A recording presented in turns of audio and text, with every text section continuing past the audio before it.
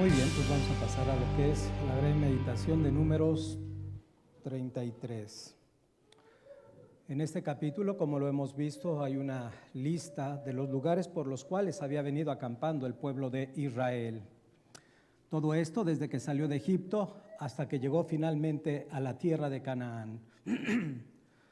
Superficialmente para nosotros podría parecer en un momento dado esta lista aburrida o quizás sin sentido. No es algo que parezca muy interesante el poder estar leyendo esta lista de lugares. Pero ponte en el lugar de los israelitas, quienes en este momento ahora ya se encuentran frente a Jericó y estaban finalmente a punto de cruzar por el río Jordán. Cuando ellos escuchaban esos lugares, no eran nombres sin sentidos, quizás como para muchos de nosotros, sino eran lugares por los cuales ellos habían pasado y traían muchas memorias a su mente. Podían recordar todos los obstáculos que habían pasado a lo largo de todos esos viajes y cómo de todos ellos Dios los había librado. Desde que salieron de Egipto, cuando estaban frente al mar Rojo, ante aquella gran amenaza del ejército egipcio que se encontraba detrás de ellos. Después, cuando Dios les proveyó del maná y de agua para que ellos pudieran comer y beber, cuando Dios le libró de aquellos grandes enemigos, inclusive aquellos reyes grandes y poderosos como lo era el rey Og de Basán. Incluso podían recordar que Dios los había preservado a pesar de sus intentos de rebelión y división. Así que esto debería de llevar a Israel a meditar. Bueno, si Dios nos ha traído hasta aquí, seguramente nos va a llevar hasta la tierra que Él nos ha prometido. Así que, hermanos, ¿no es verdad que también para nosotros hay lugares, hay personas, hay circunstancias que nos recuerdan la gracia de Dios a lo largo de nuestras vidas?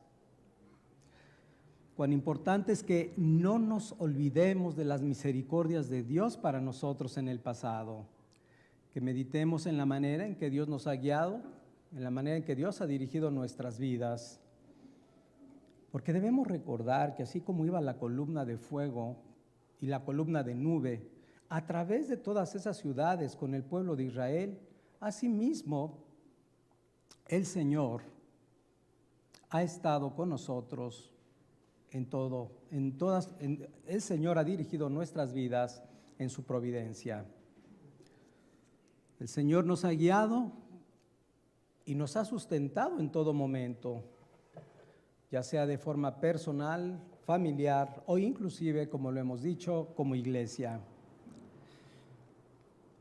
Podemos ver hacia atrás y ver cómo Dios obró para traernos cuando nosotros todavía estábamos en el mundo, esclavizados al pecado, y cómo fue orquestando cada punto para traernos a escuchar el Evangelio, y no solamente eso, sino hasta concedernos el don de la fe.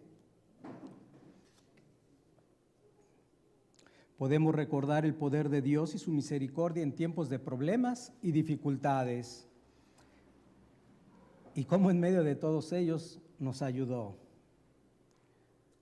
Inclusive, como ha pasado en algunos de los que forman parte de esta iglesia, los ha librado de alguno o algunos accidentes.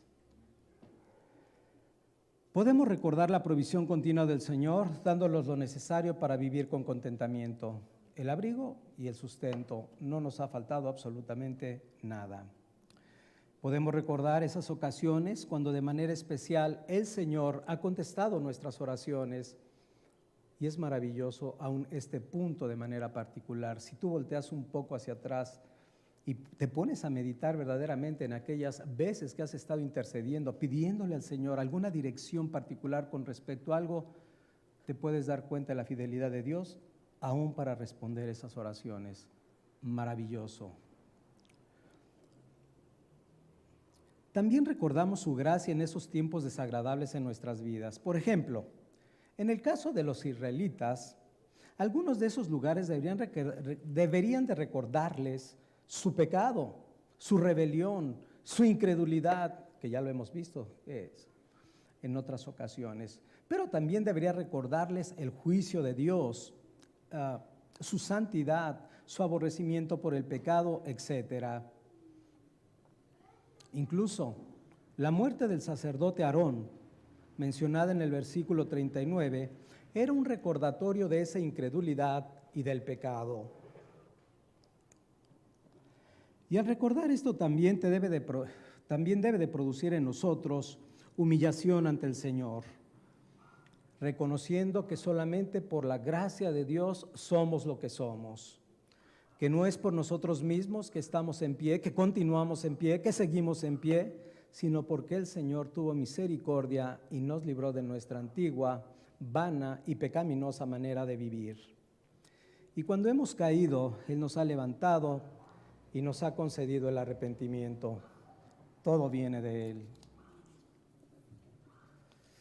Esto nos debería de llevar a exclamar, ¿verdad? Como el salmista, como el apóstol Pablo en el libro de los Efesios, cuánta gracia y misericordia de Dios ha tenido para con nosotros. Y es cierto. Pero cuando recordamos nosotros todos estos eventos a lo largo de nuestra vida, nos debe de producir al menos dos cosas. La primera, de manera natural, se llama gratitud. Y la segunda, nos debe de dar el ánimo para seguir adelante, para no desmayar, sabiendo que hasta aquí nos ha ayudado Jehová, hasta aquí nos ha ayudado el Señor y nos seguirá ayudando hasta el final. Fiel es el Señor. Ahora, como dice el Salmo 23, versículo 6, ciertamente el bien y la misericordia me seguirán todos los días de mi vida, y en la casa de Jehová moraré por largos días.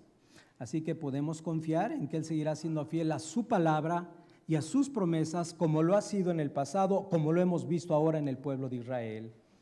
Y más adelante lo veremos cuando entremos al capítulo 5 y veamos cómo todas las promesas del Señor se cumplen en Él, pero se van a cumplir también en su pueblo, hasta la última promesa que el Señor nos ha dado. Así que cuán importante es que traigamos a la memoria continuamente entre nosotros cómo Dios ha sido fiel en nuestra iglesia o nuestra propia familia. Es grato recordar cómo las misericordias de Dios que pasas como familia o inclusive en lo individual te llevan cada vez más y más a Dios. Finalmente, en los versículos 50 al 56 tenemos unas instrucciones que Dios le da al pueblo de Israel sobre qué deben hacer con los pobladores de Canaán y con sus ídolos. Específicamente trata ese punto en este pequeño pasaje. ¿Qué es lo que deben hacer con todos los pobladores de Canaán y con sus ídolos? Ahora, nuevamente es maravilloso ver, al igual que en otros capítulos, que estas leyes llevan implícita nuevamente la realidad de que Dios les iba a entregar la tierra prometida. ¿Por qué? Porque recordemos que estas leyes solamente tendrían alguna aplicación una vez que ellos entraran en la tierra de Canaán. Así que Israel debería de expulsar a todos los moradores de aquella tierra, destruir los ídolos, los lugares altos, es decir, todo lo que tuviera que ver con su religión pagana.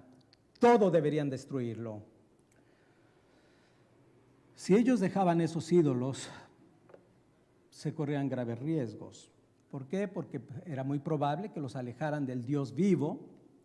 Y si eso sucedía, hay una amenaza muy puntual en el último versículo que hace el Señor, diciéndoles: además haré a vosotros como yo pensé hacerles a ellos. En pocas palabras, si ellos dejaban algunos ídolos que pudieran leudar su devoción, su consagración a Jehová, entonces ellos serían expulsados de la tierra, al igual que los cananeos. Así nosotros debemos de matar también nuestro propio pecado. No debemos dejar que se anide en nuestras vidas, no debemos dejar que se anide en nuestros corazones, sino si no matamos el pecado nos matará a nosotros, como dijo un famoso puritano. Cuando dejamos que el pecado crezca en nosotros, o la mundanalidad, o dejamos que nuestro amor no sea primeramente Dios, sino cualquier otra cosa o ídolo en nuestras vidas, eso trae consecuencias en nuestras vidas. Eso significa que vamos a tener continuamente en nuestras vidas un aguijón que nos esté afligiendo cada vez más y más. Y finalmente el Señor va a intervenir y te va a disciplinar. Así que al considerar la fidelidad y la misericordia de Dios en nuestra vida, debemos despojarnos de todo peso y del pecado que nos asedia para correr con paciencia la carrera que tenemos por delante. Permanezcamos fieles a nuestro Dios y Salvador Jesucristo y vivamos para su gloria y para su reino. Finalmente, si tú no estás en Cristo, es interesante ver que el juicio que fue pronunciado para los cananitas y aún para el pueblo de Israel, si no obedeciera, como lo hemos visto, es una muestra del juicio de Dios que vendrá sobre ti. Tú no habitarás en paz y tranquilidad en el cielo, sino serás echado en las tinieblas de afuera, lejos de la bendita presencia de Dios. Por eso una y otra vez te llamamos a que te arrepientas y vayas a Cristo confiando en Él. Vayas a Cristo confiando en Él para el perdón de tus pecados y para que tengas la esperanza de la vida eterna. Amén.